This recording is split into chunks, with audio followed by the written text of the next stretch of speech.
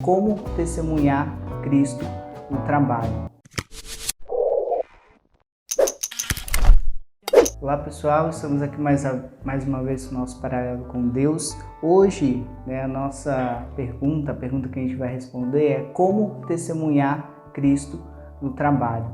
Então, algumas pessoas têm uma visão errada em relação a trabalho, primeiramente, as pessoas às vezes vivem dizendo que queriam achar quem criou o trabalho e tal, para poder conversar com essa pessoa, por que ela criou o trabalho.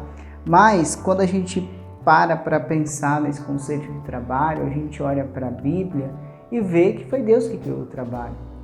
Primeiramente, o Senhor trabalhou, foi o primeiro a trabalhar, porque Ele fez tudo em 6 dias e no 7º Ele descansou.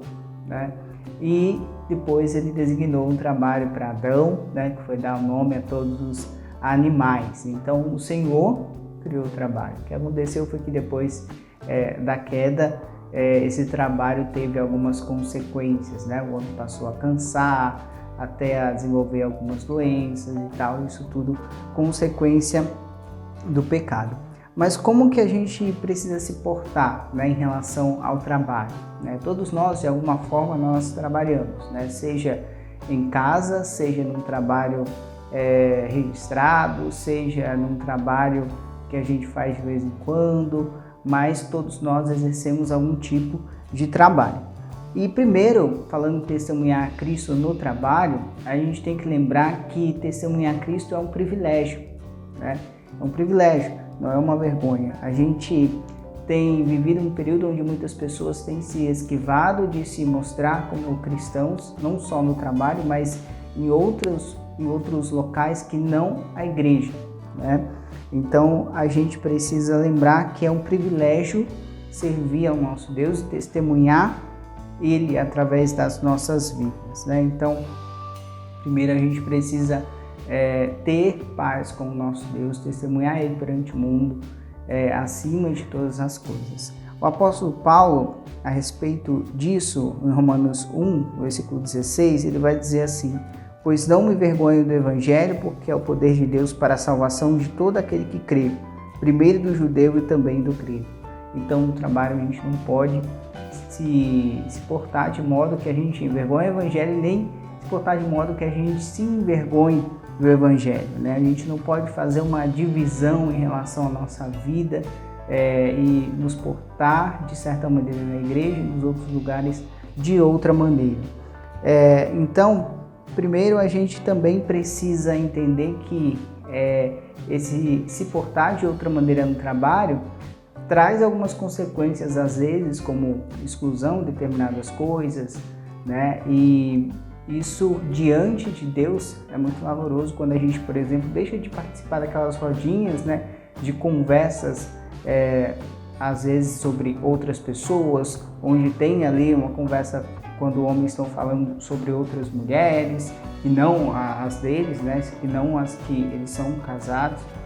Então, isso diante de Deus é muito valoroso, Não é bem visto às vezes na empresa, porque você pode ficar meio excluído, mas a gente tem que primeiro agradar o nosso Deus. A gente também tem que olhar para as pequenas coisas, As coisas que a gente concorda ou que a gente discorda, as coisas que a gente ri, ou que a gente deixa de rir. Então a gente precisa lembrar desses pequenos detalhes, sempre nos recordando da palavra de Deus, principalmente de Mateus capítulo 5, versículo 10, que diz que bem-aventurados são os perseguidos por causa da justiça, porque deles é o reino dos céus.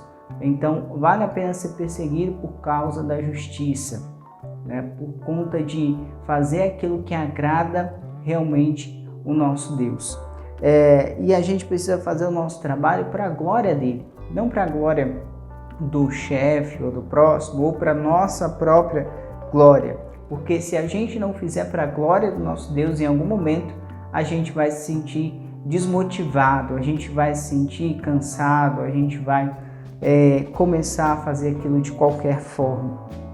Quando a gente faz para a glória de Deus, a gente vai fazer o melhor que a gente puder. né? Fazendo porque a nossa consciência está ligando aquele trabalho, né? A glorificação do nosso Deus, para que as pessoas orem e elas possam conhecer o Deus a qual a gente serve e por esse motivo saber que é por isso que a gente executa o trabalho de uma forma tão zelosa. Essa obediência, né, esse zelo com o trabalho não deve ser condicionado ao patrão, mas a quem é o nosso Deus. Então, independente se for um patrão ruim ou um patrão bom, a gente precisa manter a nossa conduta, né? E tem alguma situação, será que a gente deve desobedecer ao nosso patrão? Claro, né? Em situações em que a gente se vê sendo levado a pecar, em situações em que a gente possa prejudicar outra pessoa, em situações que exigem de você um ato de desonestidade, você não deve obedecer, né? Você deve lembrar daquilo que é realmente a sua fé, daquilo que você deve seguir. E aí, claro, a gente precisa ser íntegro, né? A gente precisa ser íntegro em relação à nossa conduta, à nossa pontualidade, à nossa honestidade no local de trabalho e afastar, né, a preguiça, a negligência, porque de certa maneira, quando a gente deixa de executar bom trabalho, a gente também está roubando, né, aquela empresa. Então, é importante lembrar disso. E por fim, agradecer ao nosso Deus. Então, evite de qualquer maneira que você se torne aquela pessoa amargurada em relação ao seu trabalho, aquela pessoa que ninguém aguenta, né, e que as pessoas olham e podem dizer, mas aquela pessoa não tem gratidão nenhuma no seu coração, né? Será que ela mesmo cristã, ela não agradece em nada a Deus?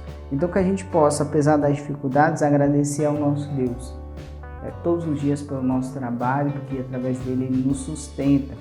E agindo assim, a gente vai conseguir dar bom testemunho do nosso Deus, do Deus a qual a gente serve, e também fazer com que as pessoas conheçam o Evangelho verdadeiro. Tá bom? Então, até a próxima.